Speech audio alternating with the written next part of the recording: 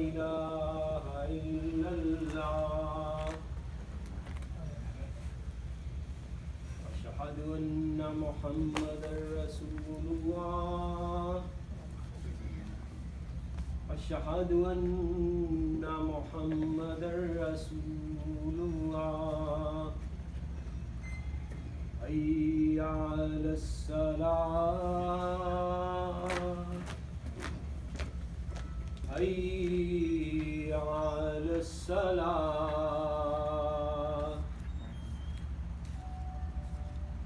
حي على الفلاح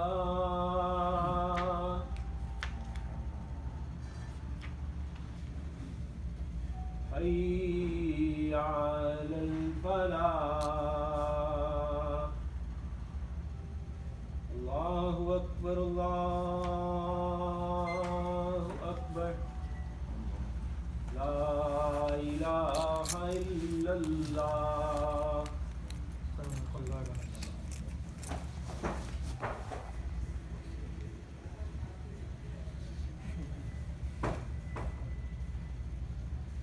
إن الحمد لله نحمده ونستعينه ونستغفره ونعوذ بالله من شرور أنفسنا ومن سيئات أعمالنا من يهده الله فلا مضل له ومن يضلل فلا هادي له وأشهد أن لا إله إلا الله وحده لا شريك له وأشهد أن محمدا عبده ورسوله أما بعد ہر قسم کی تعریفیں اللہ سبحانہ و تعالیٰ کے لیے ہیں. اسی سے ہم مدد طلب کرتے ہیں اور اسی سے بخشش چاہتے ہیں. ہم اپنے نفس کی شرانگیزیوں سے اپنے برے اعمال سے اللہ کی پناہ چاہتے ہیں. ہزاروں انگنت لاکھوں کروڑوں بے شمار درود و سلام امام الانبیاء کائنات کے امام سید الاولین والآخرین خاتم النبیین محمد صلی اللہ علیہ وسلم کی ذات پر. اللہ سبحانہ و تعالیٰ نے امام کائنات کو کائنات کی اہل کائنات کی ہدایت اور ان کی رہنمائی کے لیے مبعوث فرمایا اور آپ کی ذات بابرکت کے ذریعے اہل کائنات کی ہدایت اور ان کی رہنمائی کا بندوبست فرمایا. اللہ سبحانہ و تعالیٰ کا قرآن مجید میں ارشاد اعوذ باللہ من الشیطان الرجیم الذی خلق الموت والحیات لیبلوکم ایکم احسن عملا. اسی طرح ایک دوسری جگہ پہ وما خلقت الجن والانس الا لیعبدون. اپنی مختصر سی بات آج آزمائش کے حوالے سے کروں گا. اللہ سے دعا ہے کہ اللہ مجھے حق بات کہنے کی، آپ سب کو حق بات سننے کی اور ہم سب کو حق بات پہ عمل کرنے کی توفیق عطا فرمائے. آمین. اللہ سبحانہ و تعالیٰ کا جو آیت میں نے تلاوت کی، ہم نے جنوں اور انسانوں کو اپنی عبادت کے لیے پیدا کیا اور دوسری جگہ پہ تاکہ ہم دیکھیں الذی خلق الموت والحیات لیبلوکم ایکم احسن عملا. زندگی اور موت کو اس لیے بنایا تاکہ دیکھے کہ تم میں سے کون اچھے عمل کرتا ہے. میرے محترم بھائیو، اللہ سبحانہ و تعالیٰ تھا جب کوئی بھی نہیں تھا، اور اللہ سبحانہ و تعالیٰ رہے گا جب کوئی بھی نہیں ہوگا. وہ اول ہے، اس سے پہلے بھی کوئی نہیں تھا، کچھ بھی نہیں تھا، اور وہ آخر ہے، اس کے بعد بھی کوئی نہیں ہوگا، کچھ بھی نہیں ہوگا. ہمیں دنیا میں کچھ تھوڑے سے وقت کے لیے بھیجا گیا ہے. اللہ سبحانہ و تعالیٰ کا قرآن مجید میں ارشاد کل من علیہا فان، زمین پر موجود ہر چیز فنا ہو جائے گی. وَيَبْقَى وَجْهُ رَبِّكَ ذُو الْجَلَالِ وَالْإِكْرَامِ، اور صرف رب ذوالجلال باقی رہے گا اور کوئی نہیں رہے گا. اسی دوران اللہ سبحانہ و تعالیٰ نے کچھ مخلوقات کو پیدا کیا، کسی کو کم اختیارات دیے، کسی کو زیادہ اختیارات دیے ہیں. جس طرح کے جانور ہیں، گائے، بھینس، بکری، جب ان کو ضرورت ہوتی ہے اپنی مرضی کے مطابق وہ چارہ کھا لیتے ہیں، پانی وغیرہ پی لیتے ہیں. اس سے زیادہ اختیارات کی آزادی انسانوں کو ہے، فیصلے کی آزادی، وہ اللہ سبحانہ و تعالیٰ کی نافرمانی بھی کر لیتا ہے، حالانکہ یہ بات اللہ سبحانہ و تعالیٰ کو پسند نہیں ہے، لیکن اس کو اختیار دیا، فیصلے کی آزادی دی۔ آپ دیکھ لیں جب اذان ہوتی ہے تو کئی لوگ مسجد میں آ جاتے ہیں، یہ ان کے اختیار میں، ان کو آزادی ہے۔ کئی لوگ وہ اپنی طرف سے کوئی نہ کوئی بہانہ گڑھ لیں گے، وہ جی کپڑے خراب ہیں، آپ جائیں میں آتا ہوں، اس طرح کے بہانے کر لیں گے، یہ ان کو فیصلے کی آزادی ہے۔ اور اس کا امتحان ہے، مقصد اور کچھ بھی نہیں، یہ صرف آزمائش ہے اللہ سبحانہ و تعالیٰ کی طرف سے، کہ کل کو کوئی قیامت کے دن یہ نہ کہہ سکے کہ ہم تو جب فیصلے ہوں گے کہ ہم تو مجبور تھے۔ نہیں، ہم میں سے کوئی بھی مجبور نہیں ہے، وہ سینما کی طرف نکل جائیں، یہ مسجد کی طرف، یہ فیصلہ آپ کے اختیار میں ہے۔ اور اس کے علاوہ کچھ مخلوق ایسی بھی ہے جن کے اختیار میں کچھ بھی نہیں ہے، جیسے کہ فرشتے۔ اللہ سبحانہ و تعالیٰ ان کو جو بھی حکم دیتے ہیں وہ بجا لاتے ہیں۔ یہ ہو نہیں سکتا ہے کہ کوئی حکم ہو ان کے لیے اور وہ اس کو نہ مانیں، کیونکہ یہ ان کے اختیار میں ہی نہیں ہے۔ انسان کو اللہ سبحانہ و تعالیٰ نے فیصلے کا اختیار دیا ہے، لیکن پھر بھی سارے معاملات میں مرضی رب کی چلتی ہے، ہوتا وہی ہے جو اللہ چاہتا ہے، لیکن اس میں جبر نہیں ہے۔ فیصلے کی آزادی اللہ سبحانہ و تعالیٰ نے دے رکھی ہے کہ اذان ہو گئی، اب جس نے آنا ہے نماز کے لیے وہ آئے، جس نے نہیں آنا وہ نہیں آئے، یہ اس میں فیصلے کی آزادی ہے۔ اسی طرح اللہ سبحانہ و تعالیٰ محترم بھائیوں اپنی مخلوق کو آزماتا ہے، جو اس کی رضا پہ راضی ہو جائے اللہ اس سے راضی ہو جاتا ہے، اور جو اس کی رضا پہ راضی نہیں ہوتا تو پھر بھی وہی ہے جو اللہ چاہتا ہے، لیکن اس نے اپنے رب کو ناراض کر دیا، اس نے اپنے رب کو، اپنے مالک کو ناراض کر دیا۔ تو ہماری کوشش یہی ہونی چاہیے کہ ہم وہی کام کریں جس میں رب کی رضا ہو۔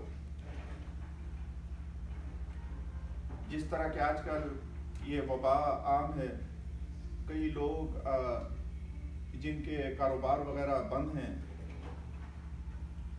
اس سے پہلے کافی بیزی ہوتے تھے، ٹائم نہیں ملتا تھا، تو آج کل گھروں میں بیٹھے ہوئے ہیں، کسی کے پاس اب کوئی ایکسکیوز نہیں رہا۔ جو پہلے یہ کہتا تھا کہ میں بہت مصروف ہوں، اگر کسی کو کہا جائے کہ آ جاؤ نماز پڑھ لو، کہیں پہ درس ہو رہا ہے، آدھا پونا گھنٹہ تو کہتے تھے میں بہت مصروف ہوں، تو اب یہ ایکسکیوز اس کے پاس نہیں رہا، جو گھروں میں بیٹھے ہوئے ہیں۔ یہ ٹائم ہے اللہ کو منانے کا، یہ ہمارے پاس جو ایکسٹرا فالتو ٹائم ہے، ہم بیٹھ کے گھروں میں قرآن کو سمجھیں، اس کی تلاوت کریں، اس کی سمجھ کے تلاوت کریں، جو نبی صلی اللہ علیہ وسلم کے فرامین ہیں، احادیث ہیں۔ اگر زیادہ نہیں تو 10-15 منٹ ہی صبح، اور 10-15 منٹ آدھا گھنٹہ شام کے وقت قرآن کو ترجمے کے ساتھ پڑھیں، احادیث کو پڑھیں، اپنے بچوں کی تربیت پہ ٹائم گزاریں۔ یہ جو اللہ نے ہمیں فرصت کے لمحات دیے ہوئے ہیں، ان سے فائدہ اٹھائیں۔ اور آزمائش میں اکثر لوگ کہتے ہیں کہ کس طرح پتہ چلے کہ یہ آزمائش اللہ کی طرف سے یا سزا ہے؟ تو محترم بھائیوں، اس میں علماء اکرام فرماتے ہیں کہ آپ دیکھ لیں کہ آپ اللہ کے نزدیک ہو رہے ہیں یا اللہ سے دور ہو رہے ہیں۔ آپ اپنا فیصلہ خود کریں، ہر بندہ اپنا فیصلہ خود کرے۔ تو اللہ سبحانہ و تعالیٰ یہ کبھی خوشی دے کے آزماتے ہیں اور کبھی پریشانیاں آتی ہیں، مصیبتیں آتی ہیں، اس سے بھی اللہ سبحانہ و تعالیٰ اپنے بندوں کو آزماتے ہیں۔ تو جس کو فراغی میسر آئے، جس کو وافر مقدار میں رزق ملے، تو اس کو بھی دیکھنا چاہیے، اس کو نعمتیں شمار نہ کرے، بلکہ دیکھے کہ وہ کہیں حرام کے یا اس طریقے سے تو حاصل نہیں کر رہا جس سے اللہ سبحانہ و تعالیٰ نے ہمیں منع کیا ہے۔ اور پھر ساتھ میں اللہ کی راہ میں خرچ بھی کرنا چاہیے، اس سے پہلے کہ جب وہ وقت آ جائے، روح نکلنے کا وقت ہو، اور اس وقت بندہ کہے کہ یہ فلاں مال اتنا صدقہ ادھر کر دو اتنا، اس وقت تو وہ جو اس کے وارث ہیں ان کا ہو گیا، اس وقت تو وہ اپنے حصے تقسیم کرنے میں لگ جاتے ہیں۔ تو جس کو تنگی آتی ہے اس میں بھی اس کی آزمائش ہے۔ نبی صلی اللہ علیہ وسلم کا فرمان ہے کہ مومن کا معاملہ بھی بڑا عجیب ہے۔ اگر اس کو خوشحالی ملے تو اس میں وہ اللہ کا شکر ادا کرتا ہے، تو یہ اس میں اللہ سبحانہ و تعالیٰ اس کے درجات بلند فرماتا ہے۔ اور اگر اس کو کوئی پریشانی آتی ہے تو اس میں وہ صبر کرتا ہے، اس میں بھی اس کے لیے رحمتیں ہی ہیں۔ اس میں دونوں باتوں میں اس کے لیے اجر ہے، جبکہ منافق کا معاملہ اس کے برعکس ہوتا ہے۔ کافر کا معاملہ جب ان کو خوشحالی نعمتیں ملتی ہیں تو وہ اللہ کی نافرمانی والی جگہوں پہ لگا دیتے ہیں، اور اگر کبھی اللہ ان کو آزماتے ہیں تو اس میں کمپلینیں واویلا شروع کر دیتے ہیں۔ اس میں ایک حدیث آپ کو بتاتا ہوں کہ جو نبی صلی اللہ علیہ وسلم کا فرمان کہ جو دنیا میں سب سے زیادہ خوشحال ہوگا، جس نے سب سے زیادہ خوشحالی میں دن گزارے ہوں گے، کبھی تنگی پریشانی مشکلات کا سامنا نہیں کیا ہوگا، اس کو اللہ سبحانہ و تعالیٰ بلائیں گے اور جہنم میں ایک غوطہ دیا جائے گا، ڈبکی لگوائی جائے گی اس سے۔ تو جب اللہ اس کو باہر نکالیں گے تو اس سے پوچھیں گے کہ بتا تو نے کبھی خوشحالی، کبھی اچھے حالات یہ دیکھا، یہ چیزیں دیکھی؟ تو وہ کہے گا نہیں اللہ کی قسم میں نے تو کبھی خوشحالی نہیں دیکھی۔ اسی طرح ایک مومن کا معاملہ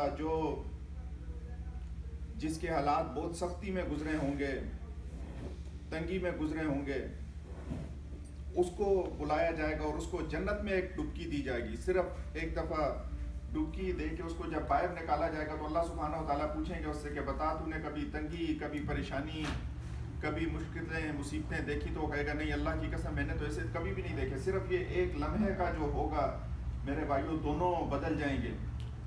تو یہ دنیا عارضی ہے، اس کی نعمتیں بھی عارضی ہیں، یہ ہمیشہ نہیں رہنے والی۔ کل نفس ذائقۃ الموت، ہر نفس نے موت کا ذائقہ چکھنا ہے۔ ہم یہاں پہ عارضی رہ رہے ہیں، ہماری جو اصل مقام ہے وہ تو وہاں پہ ہے جہاں پہ ہم نے جانا ہے، جنت یا جہنم، دونوں میں سے ایک ہی ہوگا، یا ادھر یا ادھر۔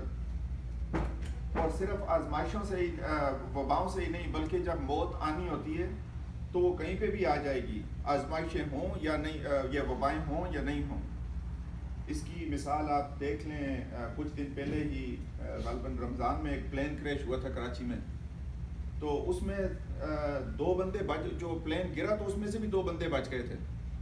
اللہ نے ان کی زندگی لکھی ہوئی، ان کی موت نہیں لکھی ہوئی تھی، ان کی زندگی تھی، تو پلین کریش ہوا تو 2 بندے اس میں سے بھی بچ گئے، اور جو بیچارے نیچے تھے اس میں سے بھی کچھ بندے فوت ہو گئے اس کی وجہ سے۔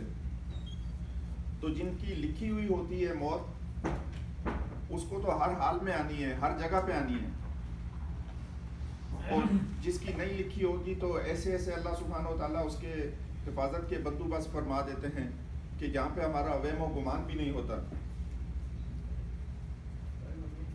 محترم بھائیو، زندگی بڑی تیزی سے گزر رہی ہے۔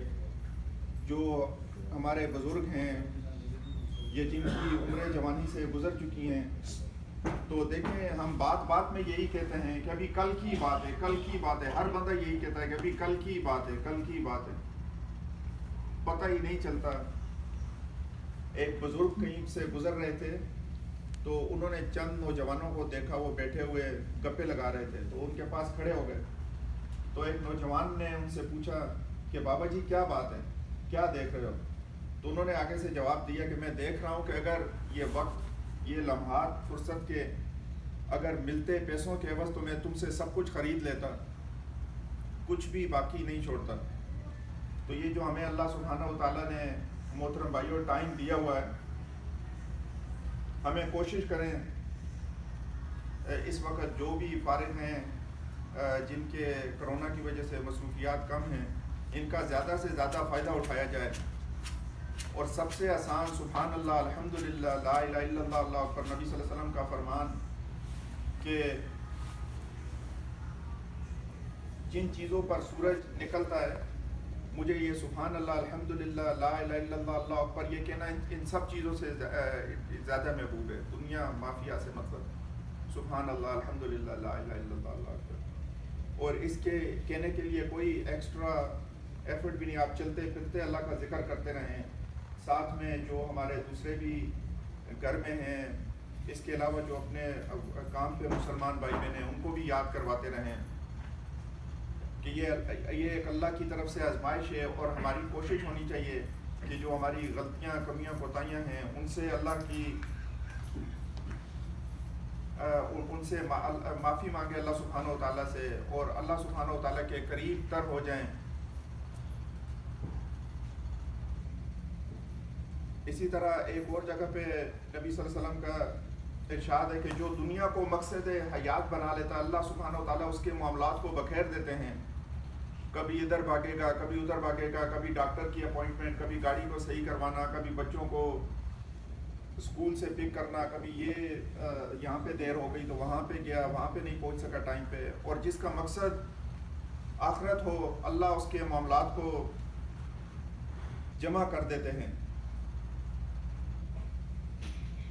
میرے بھائیوں، آخر میں آپ کو اپنے آپ کو اور آپ کو یہی نصیحت کرتا ہوں کہ ہم اپنی زندگیاں اس طرح گزاریں جس طرح صحابہ کرام رضوان اللہ تعالیٰ علیہم اجمعین اور اہل بیت نے گزاری ہیں۔ ہم اپنی محبتیں، نبی صلی اللہ علیہ وسلم کا فرمان کہ قیامت والے دن اللہ بندہ اسی کے ساتھ ہوگا جس سے وہ محبت کرے گا، تو وہی ہم ان سے اپنی محبت کریں، ان کے ہر ایک عمل کو جو انہوں نے نبی صلی اللہ علیہ وسلم سے سیکھا ان کو فالو کریں، تاکہ ہم اس دنیا میں بھی کامیابی اور آخرت میں بھی صرف اسی میں ہے جو اللہ کے نبی ہمیں بتا کے گئے اور جن پہ صحابہ کرام رضوان اللہ تعالیٰ علیہم اجمعین چلے۔ یہی لوگ کامیاب ہیں، یہی فرقہ کامیاب ہے۔ آخر میں ایک حدیث سناتا ہوں، پھر اپنی بات کو ختم کرتا ہوں۔ عبداللہ بن عباس رضی اللہ عنہ سے روایت ہے کہ ایک روز میں نبی صلی اللہ علیہ وسلم کے پیچھے تھا تو آپ نے فرمایا، اے لڑکے، میں تمہیں چند باتیں بتاتا ہوں، تو اللہ کے احکام کی حفاظت کر، یعنی کہ اللہ کے احکام کی پابندی کر، اللہ تیری حفاظت کرے گا۔ تو اللہ کے احکام کی حفاظت کر، تو اسے اپنے سامنے پائے گا۔ جب تو سوال کرے تو اللہ ہی سے سوال کر، جب تو مدد طلب کرے تو اللہ ہی سے مدد مانگ۔ یاد رکھ، ساری دنیا جمع ہو کر تجھے فائدہ پہنچانا چاہے تو وہ تجھے کسی بات کا فائدہ اور نفع نہیں دے سکتی سوائے اس کے کہ جو اللہ نے تیرے مقدر میں لکھ دیا ہے، اور اگر سارے مل کر بھی تجھے نقصان پہنچانا چاہیں تو وہ تیرا کچھ نہیں بگاڑ سکتے سوائے اس نقصان کے جو اللہ نے تیرے لیے مقدر میں لکھ دیا ہے۔ قلم اٹھا لیے گئے ہیں اور صحیفے خشک ہو گئے ہیں۔ تو محترم بھائیو، ہم الٹا کر رہے ہیں۔ جو چیز ہمارے مقدر میں لکھ دی گئی ہے، جو رزق، جو پیسے ہمیں ملنے، وہ تو مل کے ہی رہنے، یہ تو اللہ نے لکھ دیا ہے۔ اس کے لیے تو ہم دن رات ایک کر دیتے ہیں، اور جس کے لیے ہمیں محنت کرنی چاہیے، اپنی نماز، روزے، جو قرآن و سنت کی تعلیمات ہیں، ان کو تو ہم نے بالکل ہی پیچھے ڈال دیا، اس کو تو بھول ہی چکے ہیں۔ تو میں اپنے آپ کو، آپ سب کو نصیحت کرتا ہوں کہ یہ جو وبائیں آئی ہیں، جس نے سب کو جھنجھوڑ کے رکھ دیا ہے، اس ٹائم کو ہم سمجھیں، قیمتی بنائیں۔ کم از کم بھی آدھا گھنٹہ صبح، آدھا گھنٹہ شام میں قرآن کی تلاوت کریں، سمجھ کے، ترجمے کے ساتھ، احادیث جس پہ اہل سنت والجماعت، جتنے بھی اہل سنت والجماعت کے فرقے ہیں ان کا اتفاق ہے، بریلوی اور دیوبندی اہل حدیث، اس طرح اور بھی جتنے ہیں اہل سنت والجماعت کے، صحیح بخاری کی حدیث ہے، صحیح مسلم کی ہے، ان کو 10-15 منٹ صبح شام میں پڑھیں جو نبی صلی اللہ علیہ وسلم کے فرامین ہیں، اور ان پہ عمل کریں۔ اس کے علاوہ موت سے پہلے اپنے آخری گھر کے لیے تیاری بھی کر لیں۔ جن کو اللہ نے مال کی نعمت سے نوازا ہوا ہے، وہ کچھ نہ کچھ صدقے کی عادت بنا لیں۔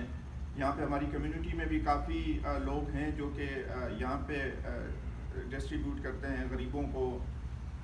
آپ سہیل بھائی سے بھی رابطہ کر سکتے ہیں، ہر جمعے کو ہوتی ہے کھانا وغیرہ، یہ ان کو جو مستحق ہیں، اور اس طرح عید کے بھی ریفیوجیز کے لیے یہ آرگنائز کرتے ہیں، اور جو نیڈی فیملیز ہیں وہ بھی ان کے لیے بھی کرتے ہیں۔ تو صدقہ خیرات بھی کچھ نہ کچھ کریں۔ اللہ سبحانہ و تعالیٰ سے دعا ہے کہ جو بھی کہا گیا اس پہ ہمیں عمل کرنے کی توفیق عطا فرمائے۔ اقول قولی ھذا واستغفر اللہ لی ولکم ولسائر المسلمین فاستغفروہ انہ هو